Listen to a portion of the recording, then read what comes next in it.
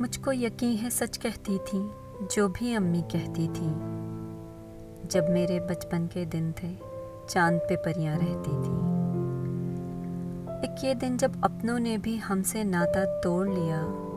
एक वो दिन जब पेड़ की शाखें बोझ हमारा सहती थी। एक ये दिन जब सारी सड़कें रूठी रूठी लगती हैं। एक वो दिन जब आओ खेले सारी गलियां कहती थीं। एक ये दिन जब जागी रातें दीवारों को तकती हैं।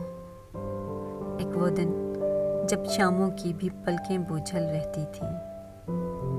एक ये दिन जब जहन में सारी अयारी की बातें हैं।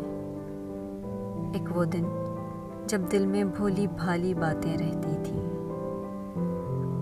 एक ये दिन जब लाखों गम और काल पड़ा है आंसू का।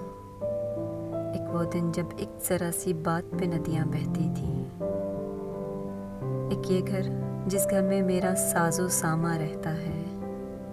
एक वो घर जिस घर में मेरी बूढ़ी नानी रहती थी।